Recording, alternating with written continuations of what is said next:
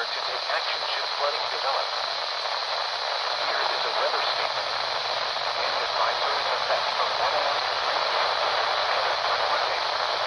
1. Southeast wind 20 to 30 miles per hour with gusts of 30 to 40 miles per hour expected.